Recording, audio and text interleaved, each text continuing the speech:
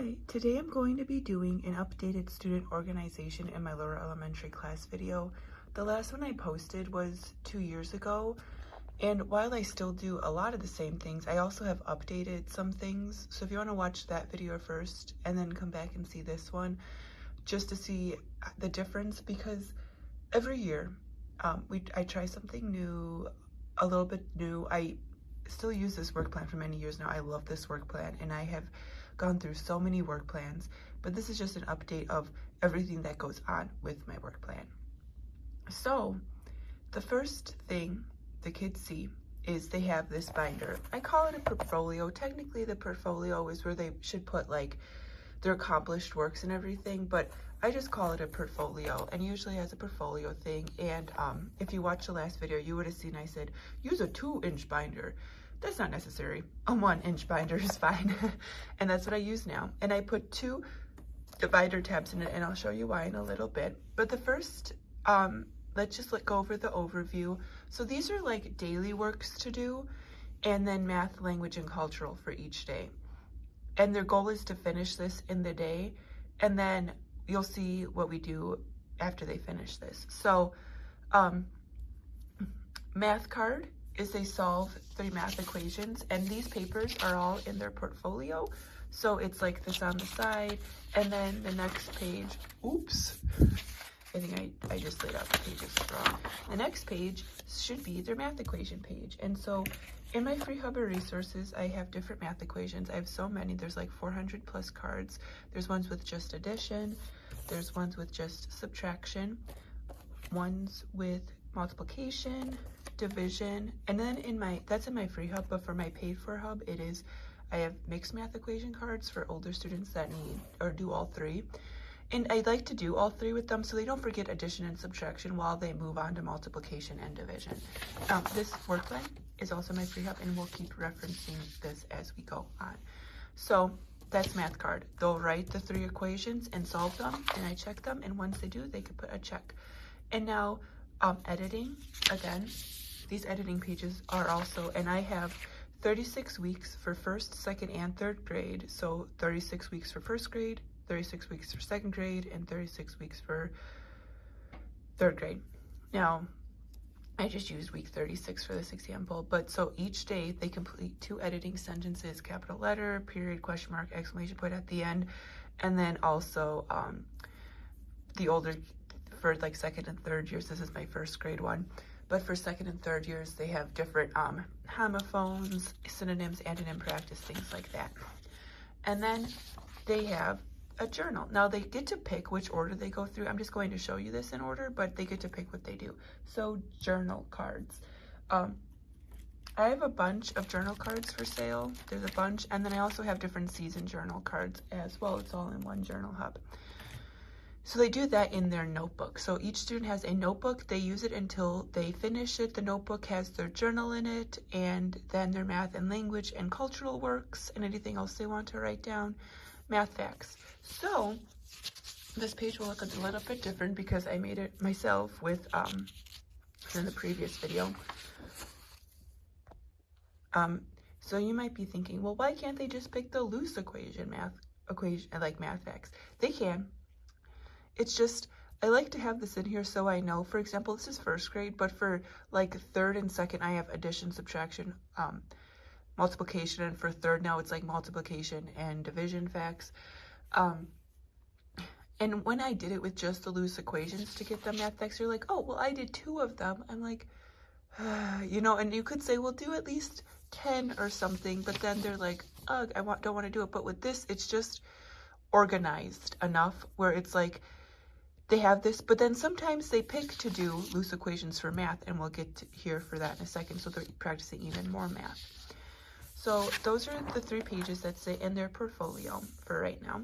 And so then, well, actually there's 4 pages, including the work plan. And then Raz Kids is an online reading program I have them do it. They read 3 books and take 3 quizzes. All depends on the student. Maybe it's do it for 15 minutes, that type of thing. Because we don't want them on the computer too much, but it's a practical life skill now, and that's what I consider it. Washika reading, that just refers to the reading program. Here is like one of their ones. So this is behind a binder tab in their binder, and when they finish it, they get, oopsie, when they finish it, they get a new one. So this is just, you know, working on different like phonograms and everything.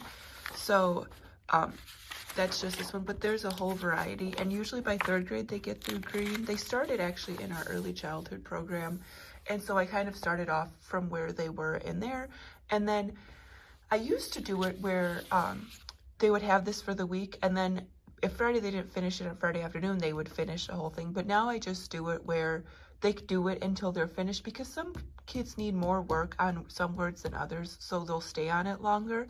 Usually it's just when they finish like the this like packet, but most of the time it's not. And obviously we have all the cards laid out, so they have all the card work as well. So that's Washika, and I have them just do 1 page a day. And then for typing, another practical life skill, we use Ed Club, a typing program on the computer. It's a website. So yes, so let's talk about the math, language, and cultural. So on Fridays, I do let them pick math, language, and cultural. At the beginning of the year, I really give presentations for math and language. I give for math and language and cultural. But by like now in May, when I'm filming this, I'm like, okay, you can pick your language just to see what they pick and what they gravitate toward at this type of the year, more than Friday. So on Friday, they always get to pick. They, you know, throughout the year get to pick math and language and cultural. It's more structured, and I'll show you how I structure that. So I structure how they pick what to do for math, language, and cultural with the my maps. I have created, it's basically a scope and sequence for the students to see, and they get 1 page at a time and like go through, and sometimes things are checked off, and sometimes, like this was a first year, it was too easy for him to do animal homes, so it's like, okay, we could just skip that. They don't have to do it, because in Montessori we follow the child. They could do it if they wanted to, but it's just skips. And sometimes we forget, because I know we did these and I don't know why we had to erase them, but you could see they were checked off, that type of thing. So this is the language map, but I have all the different maps for 1st, 2nd, and 3rd grade for math and language. And then I break it, because I break it down into 4 different things, so you could see it 4 different ways. This is like the total math map, but there's also ones just for numeration, ones for just geometry, ones for time, money, measurement, and then the last one, word problems, graphs, and extra concepts. And then for language, the same thing, word study is different than grammar. I don't specifically have a reading one, except I do have a words map. So that's what that is. So the kids get to pick what they want to see, typically, especially in the more recent years. Like at the beginning, when I started, we did a lot of like grade level groups, but now I have moved more toward, especially the last couple of years, like, okay, each individual kid, let me know what you want to see off of this page, and I can show you it. And I still do, like if we're doing especially at the beginning of the year, we're doing the noun for the first years for the first time, like everybody come see. And if the kids from last year, 2nd and 3rd grade want to see, they can come to the presentation. It doesn't matter who's in the presentation if they want to watch it, but most of the time it's individual or small groups, that type of thing. So they're still picking their work. I don't want to say that they're not picking for these, math, language, and cultural. They are. It's just like on here what they're doing, if that makes sense. So they know, because when you just have the kids walk in and say, what should I do today? Or make a plan, you know, and some people are like, well, let's make a plan. So which one, you know, like pick 1st, 2nd, 3rd, what I'm going to do. And like that works for some kids. And a lot of the time, especially by the end of the year, or like halfway through the year, I have kids coming in saying, okay, first I'm going to do math facts, and then I'm going to do maybe my math work, and then my journal work. So they do have a structure, and I truly believe it's this work plan that gives them that structure, because if you just said, okay, pick a math, pick a language, and pick a cultural, they might be on a cultural all day. And some of you are like, okay, well, that's fine for them to be on a cultural all day, but we want them to have a balanced plate. That's why I like having the math cards and math facts and editing, so then and journal and all this stuff. So I know they're seeing multiple languages, multiple maths, and sometimes even multiple culturals in a day. And for cultural group, we do it all together to like say what we're talking about. This year I've done more like whole week things where it's like, okay, we're going to talk about rocks this week. Here's all the different things for rocks. But typically I'll say, okay, we'll do a history thing, a botany or zoology, geography, and then a science. And then on Friday they get to pick some things. So it's just interesting. That's how I organize it. And then at the end of the day, something that's not on here, and I do want to mention because I'm thinking about next year, because we still do like a spelling test where the words get sent home, but I'm thinking about adding a spelling column here so that they could practice spelling in class, just in case they don't study at home, because some kids don't and then they fail the test. It's not really a test, and that's just another thing we do. It's really how I look at it is the practical life skill of studying for something at home. But a lot of kids don't do it, and then, you know, so, but they still need those things, which they do get in language. They do get like the spelling and word study. They do get in editing if words are spelled wrong. It's just that type of thing. So anyways, after all of this, at 2:30, even if they haven't completed everything, I would say the majority of students complete their work, and if they do, I do let them go on free choice and pick what they want to do. I know some people don't like that, and they say, well, they just sit there, or they, you know, I think, because I've been in a classroom my very first year when I was an assistant, and the lady did not do like the free choice thing. It's like, nope, you just keep working and working and working and working and working. They have no goal. They have to have a goal. They say, okay, once I finish my works for the day, then I can choose what I want to work on. Maybe I want to look at the animals of Asia or something, which is a work we do in cultural, but it's revisiting those things. Or I just had a student, we just did like Roman numerals again, and she practiced it for math, and when she got in free choice, she goes, can I do Roman numerals? I'm like, yes you can. So the kids will surprise you when you give them that choice and make things exciting for them. They will. They won't just sit there. They won't just make a ruckus. If your classroom is structured, they can be on free choice.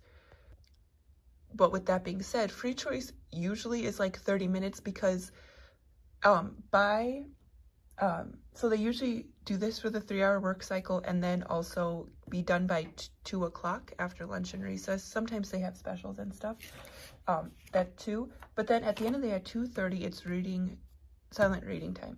So first they have to do their reading work, which I brought 2 examples because I use Flyleaf Publishing. It's all over for students. So like the range is so big. So it's really good. It starts with letters and easy readers and stuff, and it gets all the way to complex things. I really like Flyleaf Publishing. I just bought it myself after a recommendation, like the in-person books, but I believe they're online, but that might change in the future. So that's what they do. They come together for their reading group, and that's kind of how I keep my kids organized and on schedule. They're all doing something different at the same time. They're all doing lots of different things. They all get to pick what they're doing. It's just a matter of, for each kid, it's individualized, and I wholeheartedly believe that this is the reason that the kids are so organized, is this work plan, because I've been through so many different work plans that I have tried to create myself, especially my first 2 years, and then there's a whole blog post you could read about it, because work plans are something. Although I will mention, I just learned about the work journal because I was listening to a podcast, and they said, well, work plans are just checking off work. And I was like, they are, but that helps the student feel accomplished. And you know, anyways, that's a different topic. But the work journals also, which I've heard are more AMI, and I was trained through AMS, so I don't know too much about work journals because I don't use them, but how it was explained is that from like the kids write down from like 9:30 to 9:40, I did this, or from 10 to 11:30, I worked on this, which I thought, well, that's interesting. So the kids can see like, oh, their time management skills, how long I actually spent on something. But then I also thought, well, that would have to make sure they're good at telling time. But then I thought they could just do this with this and say, okay, look at the clock. I get here, it's 8:30, I put myself away, so at 8:35 to 8:40, I did my math card, you know, and then maybe I did Raz Kids and I read 3 books and that maybe took me 20 minutes, you know, so from 9 to 9:20, I did Raz Kids. Or maybe the student was on Raz Kids, or maybe not Raz Kids, that's not a good example, but maybe they did a language work of syllables from 10, and then they had a lunch break, and then all the way to 2, and they'll say, why did that take me so long? I know I had an hour for lunch, but that work definitely shouldn't have taken me that long, you know? So it might be interesting. I might try that a little bit next year, especially with my older students. It might be a fun way to make sure they know their time well and everything. So we'll see. It's an ever-changing process. And I'm always learning. The kids are always learning. And so this is just so structured, and I hope you enjoyed this update. Thank you for watching.